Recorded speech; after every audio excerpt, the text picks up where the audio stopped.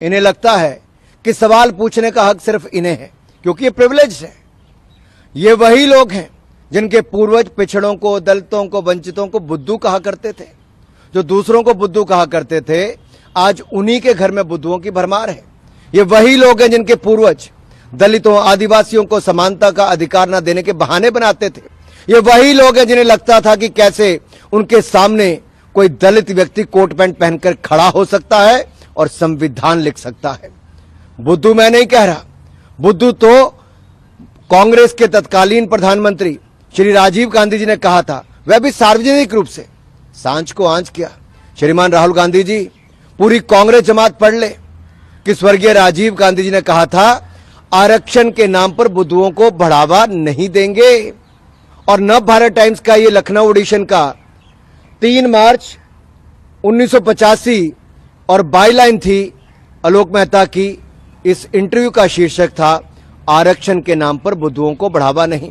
और मैं कुछ लाइनें आपके लिए पढ़ देता हूं जो प्रारंभिक इसका पैराग्राफ है। प्रधानमंत्री श्री राजीव गांधी की मान्यता है कि संविधान बनाते समय पिछड़ा वर्ग के लिए आरक्षण की जो व्यवस्था की गई, पिछले वर्षों के दौरान उसका बहुत राजनीतिकरण हो गया। इसलिए अब समय आ गया है कि इनके सारे प्रावधानों पर नए सिरे से विचार किया जाए। वास्तव में दबे और पिछड़े लोगों को इस सुविधा और सहायता दी जाए, लेकिन इसका विस्तार कर विभिन्न क्षेत्रों में बुद्धुओं को बढ़ाने से पूरे देश को नुकसान होगा। आई अनकोट। ये मैंने नहीं कहा, ये स्वर्गीय राजीव गांधी जी ने कहा। मैं तो कहता हूं, बात निकली है तो दूर तलक तक जाएगी। पूर्व प्रधानमंत्री के अति बुद्धिमान पुत्र इस देश को बताएंगे कि क्या उनके पिता की नजरों में पिछड़ा वर्ग बुद्धू था? क्या कांग्रेस राजीव गांधी जी द्वारा दिए गए एक अति घृणित जातिवादी बयान की सार्वजनिक निंदा करेगी? क्या उस बयान के खिलाफ कोई रेजोल्यूशन पास किया जाएगा?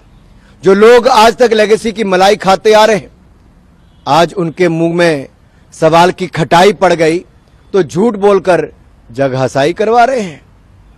1947 से लेकर कांग्रेस अपने वैचारिक दरबारियों के साथ मिलकर दलितों और वंचित समाज को समाज की मुख्यधारा से बाहर करने की तमाम तरह के हथकंडे अपनाती रही। जब जवाहरलाल नेहरू जी से पूछा गया कि दलित और आदिवासियों को आरक्षण क्यों नहीं दिया जा रहा, तो उन्होंने बहाना बना दिया कि उन्हें आरक्षण देने से उनके मन में हीन भावना भर जाएगी, इसलिए उन्हें आरक्षण नहीं दे रहे। नेहरू जी ने तो अपने सारे मुख्यमंत्रियों को पत्र लिखकर बता दिया था कि वह किसी भी प्रकार के आरक्षण के खिलाफ हैं। इंदिरा गांधी जी की भी यही नीति रही। और बीबी प्रसाद मंडल जी, जिन्होंने मंडल आयोग की रिपोर्ट लिखी, इस रिपोर्ट की इंप्लीमेंटेशन को भी राह ताकते रहे। मंडल जी का स्वर्गवास हो गया, लेकिन इंदिरा जी और राजीव गांधी जी ने 10 साल तक इस रिपोर्ट को लागू नहीं होने दिया। राजीव गांधी जी तो खुलेआम मंडल आयोग के रिपोर्ट को लागू करने का विरोध करते रहे। और जब काका कालेलकर की रिपोर्ट आई थी, तब भी कांग्रेस ने वर्षों तक इस रिपोर्ट को दबा कर रखा। और मुझे एक शेर याद आता है, लम्हों ने खता की, सदियों ने सजा पाई। अगर सामंती सोच वाली कांग्रेस पार्टी ने उस समय मंडल रिपोर्ट और काका कालेलकर की रिपोर्ट में कीड़ा में रोड़ा नहीं अटकाया होता, तो आज स्थिति कुछ और होती। ये जो तुम इतनी वफा दिखाते हो सनम, डर है ये कोई नई दगा तो नहीं।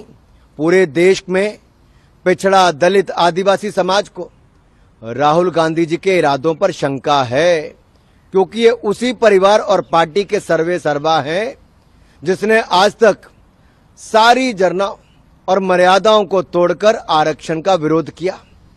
सामंती जब समाजवादी बनने का ढोंग करते हैं तो बड़े खतरनाक होते हैं। और कांग्रेस ने तो मोदी जी के बहाने पिछड़ा वर्ग को गालियां दी, अपमानित किया।